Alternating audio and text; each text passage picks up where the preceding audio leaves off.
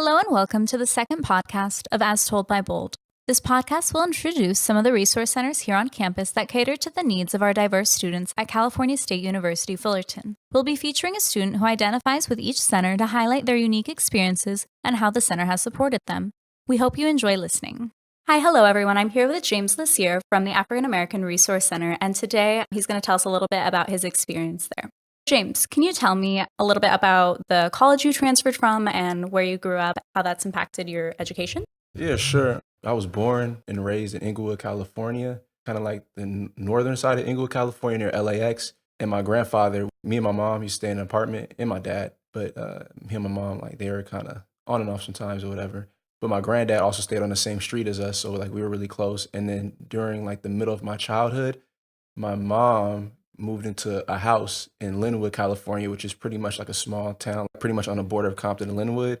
But for some reason, I went to like Compton schools, like Compton elementary schools and stuff. So I would also go back to my granddad's house in Inglewood. So I would say like I'm pretty much like half Compton, half Inglewood. Is like how I would describe it. I went to a lot of different schools. I went to white schools, primarily black schools. I went to school in Texas for a year when I was a kid. This school, Sarah High School in Gardena, it's pretty much a small Catholic private school, but it was like a sports powerhouse. And it's like a lot of dudes are in the NFL from like that school. I was gonna go to Fisk University, which is an HBCU. For those who don't know, an HBCU is like an historically black college. Back in the day, where like black people weren't allowed to go to like white institutions, like they had to create their own universities, like the Spelmans, Howards. Martin Luther King went to HBCU, like people, and I was gonna go to one, and I was excited, but my mom pulled the plug last minute because she felt that I was too immature to go to university yet, because I was a class clown in high school. So I had to go to junior college, which was El Camino College. There's two campuses. We call it Elko. So there's two Elko campuses. There's one in Torrance and there's one in Compton. And my experience there was interesting. It's funny because the two campuses are like super different. Compton is obviously like more black and brown people. Torrance is pretty diverse too. You see a lot more white faces there, and there's two different cultures. And it was kind of convenient because I work for the city of Torrance, and I also live right down the street from the Compton College. So it was kind of convenient. One was convenient towards my work, one was convenient towards my house. It was a very interesting experience. The Torrance campus felt like more of a traditional college. It kind of felt more like a university because it was so big and like so many people went there. Compton College was a little bit underdeveloped as far as their system and just the actual facility. It was a little bit more run down. The students, you'll get a mixed bag of like traditional younger students like me, or you'll get like students who are like 50, 60 years old, like who dropped out of school when they're young and then want to go back. But it was fun, and that's pretty much where I came from. And then I transferred to Cal State Fullerton. I never even heard of Cal State Fullerton until it was time to transfer. Only reason I had a coworker who went here, and then she was a communications major. She said that Cal State Fullerton has like a really, really good communications department, and it's like one of the best bang for your buck schools in the system.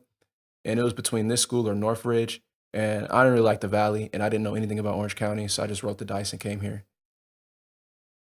Well, thank you, James, for sharing with us why you decided to go to community college. So, next, I kind of wanted to ask what really specifically made you feel I want to go to college, I want to pursue higher education?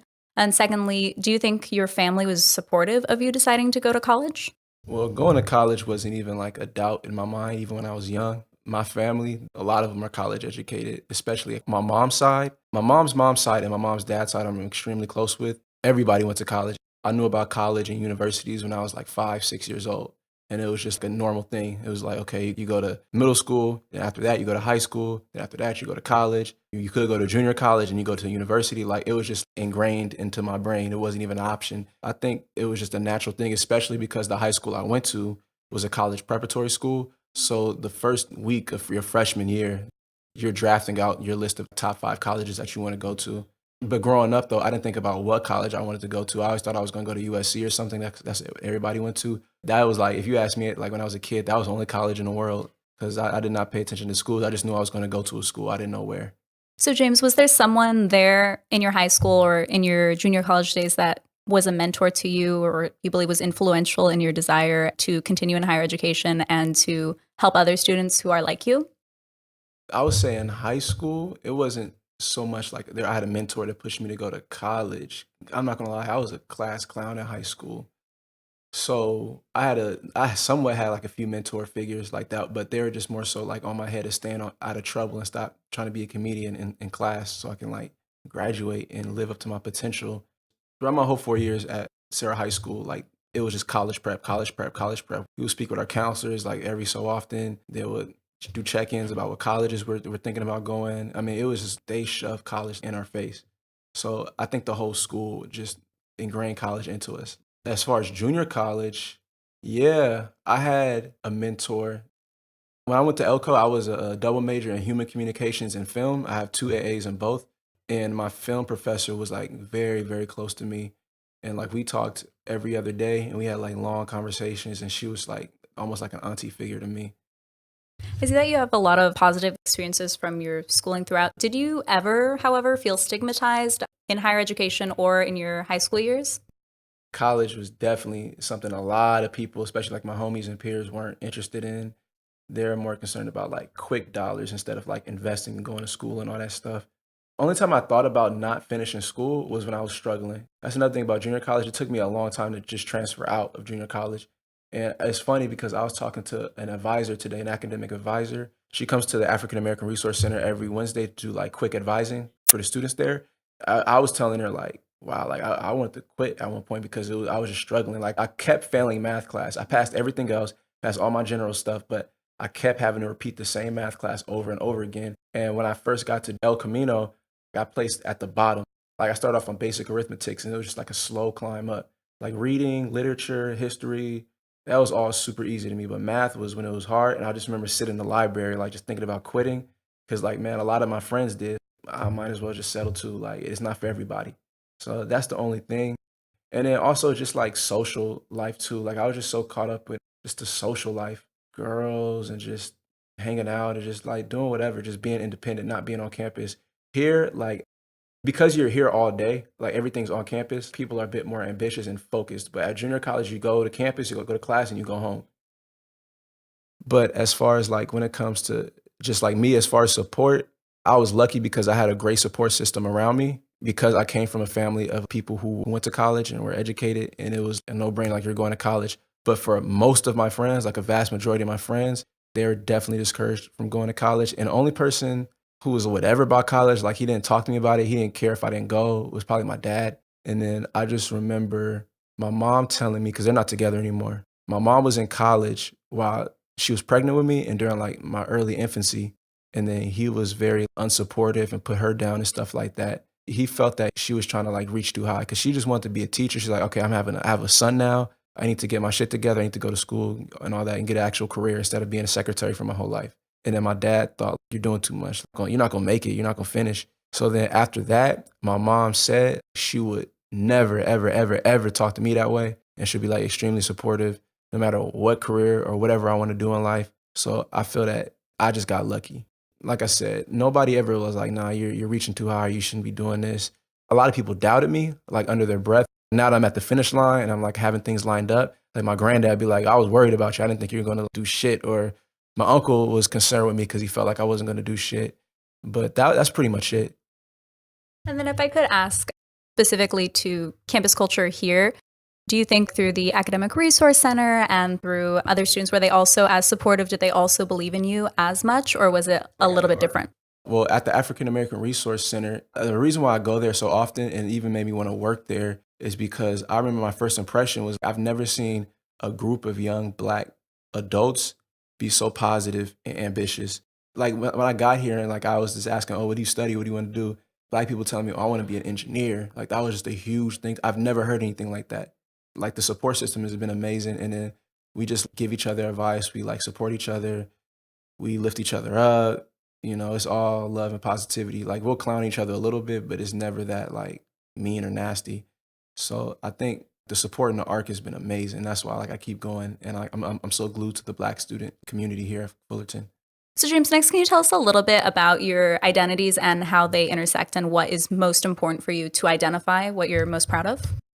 Well, I identify as a young Black male, subscribe to the Baptist Christian religion. I'm not super religious. I'm kind of open-minded to like everybody. I identify as a young Black male, and I take pride in being a young Black male in America because I feel that that specific demographic can be so provocative. Sometimes we walk in a room, people's head turn, either they feel some type of way, whether it's a good thing or a bad thing. I'm not the biggest patriot, but I definitely take a lot of pride in being a young Black American because I feel that in this country, well, Black people, obviously we're taken here without our like consent or will, or like we're forced here.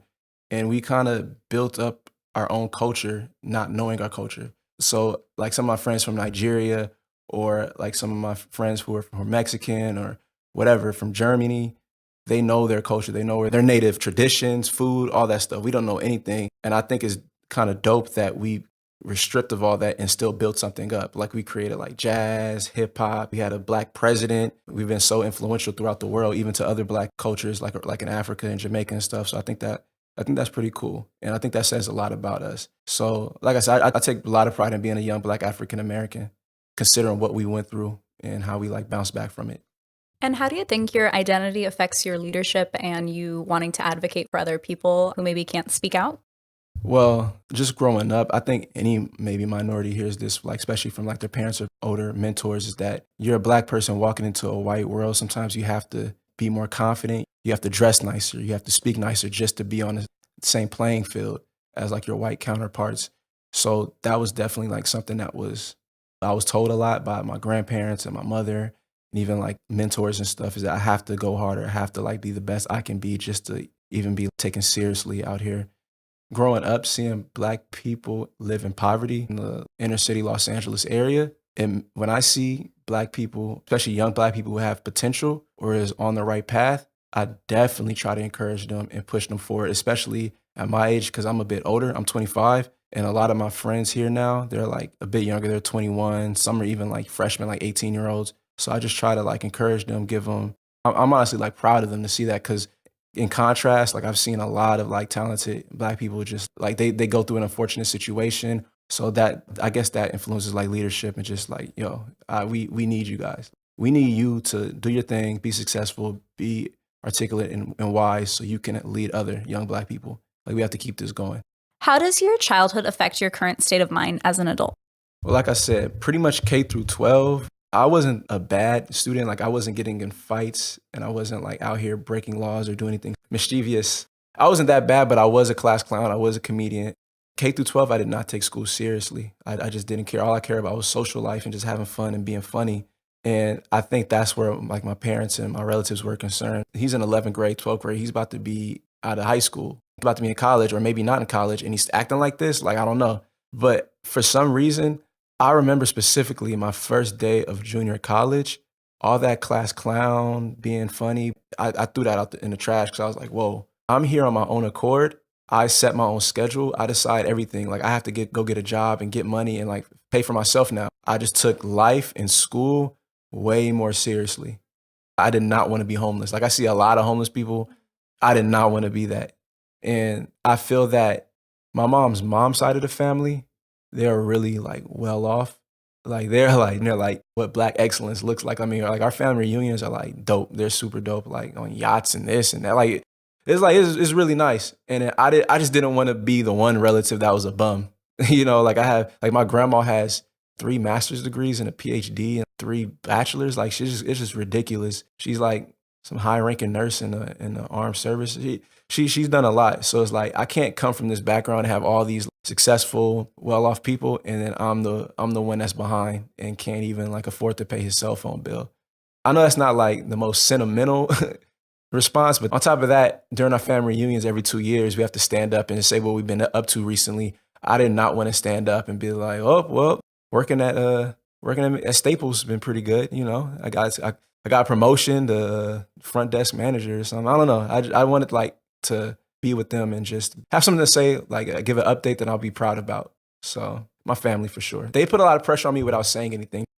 So next we're going to ask a little bit about how you find support at Cal State Fullerton. First of all, what is your connection to the African American Resource Center? Lastly, I did want to ask what resources, if any, do you utilize from there? So when I transferred here to Cal State Fullerton, it was a bit of a culture shock because I'm used to being around Black and Latino people like my whole life, especially like, where I went to school, everywhere. So I knew what I was getting myself into when I applied to a university in Orange County. when Discoverfest came and I learned about what Discoverfest was, my first priority was to find the Black Student Union. I was like, let me just find the Black community here, even if it's only a few of us, just so I can like somewhat feel comfortable. And it would be nice to just, chop it up with people who I can more so relate to, who could relate to me, and where I can like say something like, and they'll probably understand it. Like a slang or anything, or like even like HBCU. Every time I say HBCU around somebody who's just not Black, they're like, what is that? So it's just like stuff like that. I went to Discoverfest, pretty much like an extravaganza where a whole bunch of clubs and organizations on campus promote their club by tabling. And then the people who were at the BSU table, the Black Student Union table, were super friendly to me, very friendly, very welcoming. And then they told me how to get involved with the BSU. And they told me, yo, you should stop by at the African American Resource Center. I was like, what's that? What the hell is that? And they said, oh, it's in Humanities 222. It's pretty much where the Black people kick it at and do homework and study. I was like, all right, for sure. I had no idea what to expect. So I said, all right, I'll go check it out. And then I went there, I think maybe the day of or the day after. And as soon as I walked in, it was like my first 2 weeks at Fullerton it was cool. I was happy to be there, but it was like black and white. And when I walked through the ARC and it was like rap music playing, it was colorful paintings and artwork everywhere. It turned from black and white to colorful. And I was like, oh, okay, like now I felt at home. It was actually a busy day that day too. So it was a lot of people in there, like just being social and laughing and dancing and cracking jokes. And I felt extremely comfortable there, way more comfortable than my first 2 weeks before I found that place. Ever since then, I was just in there every day. And I mean, they got used to me eventually, but like for that whole semester, every time I walked in the room, it was like, hey, James, everybody said what's up to me. It was just like all love. So I just kept going. Actually, I went every single day. I worked on campus too. So if I wasn't in class or I wasn't at work, I was in the ARC. Any type of free time on campus, I'm in the ARC. Anytime I'm in between my shift or class, I'm in the ARC. The coordinator of the African American Resource Center, the former coordinator, his name is Tremaine Davis. He was kind of like a mentor figure for me. He's super cool, love him to death. I was at my job, Titan Pride Center, which is like in the TSU, and then Tremaine walked by. He's like, "Oh, what's up, James? How are you?" I was like, "I'm good. I just hate this job. I'm just not feeling it right now." And he said, "Oh, well, come apply to the ARC. Like we're looking for new people for next year." I didn't even know it was a job. I didn't know you could do that. He was like, "Yeah, come on." So then we set up an interview, gave him my application, all that, and he hired me just like that. So then I just started working there, and that was that. That's my relationship with the ARC. So what resources specifically did you utilize that the Resource Center offered, and what do you think was most helpful? I know you shared about having your mentor, who unfortunately I understand had to go. I'm sure you had another opportunity. Is there anyone else that you've been able to connect with? All right, well, I'll start with the, as far as resources, it's not even something that I can't get anywhere, not in the library. Like there's computers, there's internet access, there's books, there's study area like tables and chairs, a whiteboard, but it just felt more like a glove. So it's a subtle thing, but when you're working and then you look up and see like Malcolm X or like the first Black senator or something, it's like it just makes you want to push yourself even harder and just keep working and finish your assignment or something. Yeah, so just like I would say specifically, I just used the computers, I guess. There was somebody who was always there who majored in the same major as me, and sometimes we took the same class, so it was cool to have classmates or somebody taking the same professor as me in there, so I can always refer to them and ask them questions like, hey, did you do this assignment? Did you turn this exam? They might be taking the same class, but on a different date. And as far as other mentors, I would probably say Dr. Harris, who is the head of the MSI department, the Men's Success Initiative. He's been really cool. I haven't really been able to chop it up with him this semester like I used to because I've been so busy. I have 3 jobs now. I've been MIA. I'm only on campus Monday through Wednesday, and I work Thursday through Friday now. But back then I used to like stop at his office probably like every other week or once a week and just talk to him about life and just professionalism and this and that. I had another mentor as well, and we're still cool too. Yeah, I've just been busy now. I didn't even have time to like talk to mentors. I work for the city of Torrance. I work for the ARC, obviously. And I was fortunate enough to get a job with the Dodgers, the LA Dodgers. So that's been taking up a lot of my time. I'm there Thursdays and Fridays. So what would you say to those who are transferring next semester, specifically those from your background? Actually, you know what's funny about that question is my friend who I've known since preschool, he's transferring here next semester. And we went to preschool together and also like kindergarten and then middle school. So like it's going to be my last semester next semester, hopefully, and it's going to be his first. So what I would say congratulations. You transferred, you got to university. Go to the ARC, get involved as much as possible. especially if you're going to be dorming or like living near the campus, just get involved. Because a lot of my Black friends or whatever who are graduating here, who've been at this university since they're a freshman, fresh out of high school, a lot of them, their biggest regret when they're graduating is that, man, I wish I got more involved. I wish I did more stuff. I wish I took on a leadership position with the BSU. I wish I would have did more. I wish I would have joined a fraternity or sorority or whatever. Just get involved as much as possible. It builds, like, the networking is crazy. It makes you more hireable. It's nice to put on your resume. Just get involved and make a difference. And then do outreach. Like, get here, like, be with the community and try to get more people in. Like, if you see like another Black person, say what's up to them, be friends with them, be cool with them, and talk to your advisor a lot. Make sure you're on track to graduate and you're taking all the right classes. And the last and most difficult question, what do you want listeners to remember from this interview? I know you shared a lot of very emotional topics, but what do you want them to remember most from this interview? This is going to sound super cliche, but just never give up, honestly. Because like I told you, when I was sitting talking to my like the advisor who comes in the ARC every Wednesday, I'm going to say this, I haven't cried in years. Like, I'm not an emotional person. I'm not a sentimental person. When we were going over, like she was looking at my TDA, my Titan audit, whatever. And she was like, okay, this is good. This is good. And she was like, yeah, like, and she was encouraging me, like, yeah, you did a good job. You're out of here. You're done. I don't know why. Like, I just started like choking up a little bit. I started like tearing up. And it's because when she was saying all that, like, I flashed back to when I was in the library, like, I went into like literally quit school, or when I was like taking the bus before I even had a car. It's not worth it. I don't even know what I want to do for my career. Just get rid of all that self-doubt and just speak everything to existence, because the energy you give out is the energy you're going to receive. So if you have a settled mindset, you're going to live a settled life. When people say never give up, you can do anything, I was like, yeah, whatever. Like, but that's real. Like, the energy you give out is the energy you receive. So if you hold yourself to a certain standard and you're consistent with it, which is kind of what I tried to do in college, in junior college, that standard, that lifestyle is going to come to you, whether it's good or bad. So just keep going, keep pushing yourself, and just be strategic as well as far as like what you want to do for life. Don't do anything just for like money, or like don't major or study anything just for like, because it's easy. Like, do something that you actually like doing, and I guess that's that. Well, thank you for your time, James, and thank you for sharing all that with us. Thank you for showing your support by listening to our podcast. If you resonate with any of the speakers during this podcast, let us know by leaving a like or comment and share your story. Our upcoming podcasts will continue to explore more campus resource centers and introduce more students to learn about the centers that have supported them. Tune in next semester. Good luck with finals, everyone!